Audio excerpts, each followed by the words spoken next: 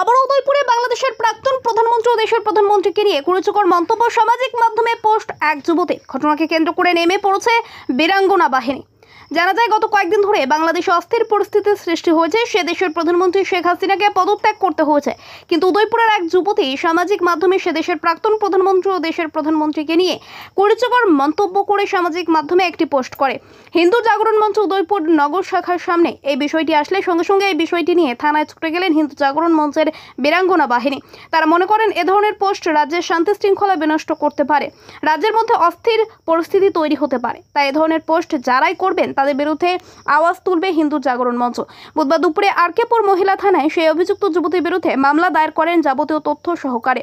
হিন্দু জাগরণ মঞ্চ উদয়পুর নগর শাখার বীরাঙ্গনা বাহিনী চাইছে, সামাজিক মাধ্যমে পোস্ট করে রাজ্যের শান্তি শৃঙ্খলা যে যুবতী নষ্ট করতে চেয়েছে তাকে যেন অবিলম্বে গ্রেপ্তার করা হয়। আমাদের আজকে এখানে আসা, বাংলাদেশে যে কার্যকলাপগুলো হচ্ছে, যে আন্দোলন হচ্ছিল, এগুলো নিয়ে আমাদের এখানে ত্রিপুরা রাজ্যে অনেকগুলো পোস্ট করা হচ্ছে। কিছু কিছু ছেলে মেয়েরা আছে বিভ্রান্তি সৃষ্টি করার জন্য পোস্ট করছে, যে আমাদের ত্রিপুরা রাজ্যেও বিভ্রান্তগুলো সৃষ্টি করার জন্য। কিন্তু আমরা চাইছি যে এগুলো যাতে না হয়, আমাদের নরেন্দ্র মোদীকে নিয়ে যাতে এগুলো না করা হয়, যাতে দেশের শৃঙ্খলা যাতে নষ্ট না করে। আশা রাখবো দ্বিতীয় দিনও আমাদের যাতে না আসতে হয় এই বিরোধী আন্দোলনগুলো নিয়ে, আর এই পোস্টগুলো যাতে নেক্সট বার না করে। আর আমাদের আজকে এখানে আসা মূলত যে এগুলো নিয়ে বিভ্রান্তি সৃষ্টি করছে কিছু ছেলে মেয়েরা, পোস্টগুলো নিয়ে নরেন্দ্র মোদী প্লাস বাংলাদেশের যে আন্দোলন করছে ওদেরকে নিয়ে।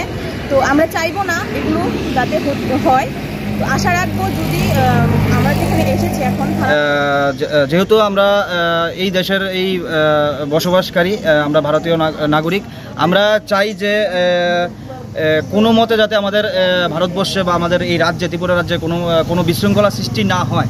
আমরা কালকেও আরকেপুর থানায় একটি মামলা করেছি। আমরা পুনর্বার কালকেও বলেছি যে কোনো মতেই যাতে আমাদের ত্রিপুরার মধ্যে যাতে কোনো বিশৃঙ্খলা সৃষ্টি না করে এবং প্রশাসন যাতে এর সঠিক ভূমিকা নেয়। সেই কারণে আজকেও আমরা আমরা দেখতে পাই, গতকাল একটি ফেসবুকের মাধ্যমে মেয়ে শ্রীমতী শাহনাজ খান, পিতা শাহজাহান গাজী সাংছনবন, ওই মেয়েটি কালকে ফেসবুকের মধ্যে স্ট্যাটাস দেয় একটি আমাদের দেশের প্রধানমন্ত্রীকে নিয়ে। তো ওরই বিরুদ্ধে আমরা আজকে ওর বিরুদ্ধে আমরা মামলা করতে এসেছি ওমেন পিএসে। আমরা ওমেন পিএসের কাছে আজকে এফআইআর দায়ের করি। আমরা দেখব যে প্রশাসন কি ভূমিকা পালন করে।